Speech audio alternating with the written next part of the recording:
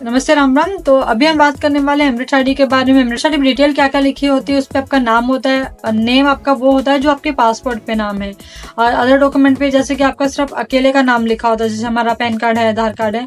लेकिन आपका जो पासपोर्ट होता है उसमें आपके नाम के साथ में आपके पापा का नाम होगा या फिर हस्बैंड का नाम होगा, तो वो कंप्लीट नाम ही आपका जो है वीजा के ऊपर होता है, सेम नाम ही आपका एमरेट्स आईडी के ऊपर होता है।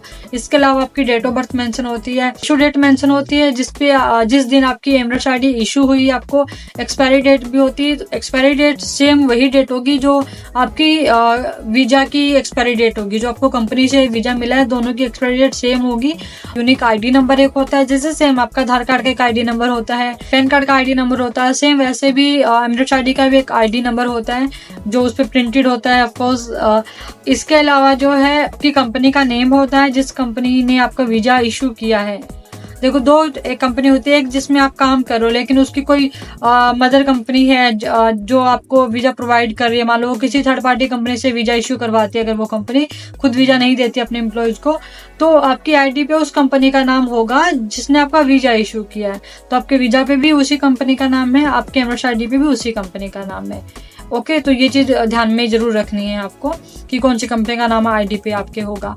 इसके अलावा आपकी डेजिग्नेशन होती है, जिस कोटा में कंपनी ने आपका वीजा प्रोसेस किया है, तो जो डेजिग्नेशन आपकी जॉब कॉन्ट्रैक्ट के अंदर है, एमओएल के अंदर है, सेम वही डेजिग्नेशन आपकी एमरेट्स आईडी के ऊपर लिखी होती है। इसमें गोल्डन चिप भी होती है, तो ऐसा नहीं कि जो चीजें सिर्फ लिखी है वही इन्फॉर्मेशन है, ऐसा नहीं है। जो चीजें लिखी है वो तो आप पढ़ ही सकते हो, दिख ही रही हैं, लेकिन इसके अंदर गोल्डन चिप अटैच होती है, तो ऑफकोर्स वो निकाल तो आप नहीं सकते हो, लेकिन उसके थ्रू बाकी डिटेल्स भी आपकी पता होती हैं। जैसे कि आपकी जो पासपोर्ट की डिटेल्स हैं वो भी उसी से आप चेक, मतलब आप नहीं चेक कर सकते, बट कभी कहीं जरूरत पड़ती है तो एमरेट्स आईडी अगर आपके पास में है और पासपोर्ट नहीं है तो भी उससे आपका पता चल जाता है कि कौन सा वाला भी पासपोर्ट अगर आपने रिन्यू करवाया तो वो सब चीजें भी पता चल जाती हैं।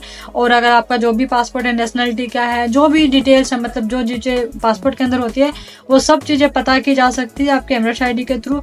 अगर आपने कोई गाड़ी परचेज की है, कोई घर आपने लिया है, कुछ भी मतलब कोई भी ट्रांजेक्शन की, आपने फाइनेंशियल ट्रांजेक्शन आपकी किसी बैंक से दूसरे बैंक में हुई हो, सब चीजें एमरेट्स आईडी से पता की जा सकती हैं।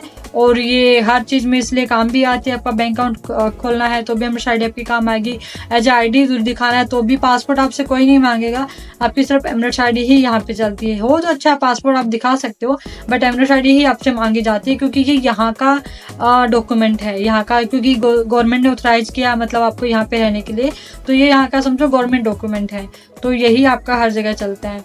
तो आई होप सारे क्वेश्चन क्लियर हो गए। अगर कुछ स्किप हो गया है, कुछ आपके माइंड में कोई क्वेश्चन है तो आप मुझे कमेंट कर सकते हो।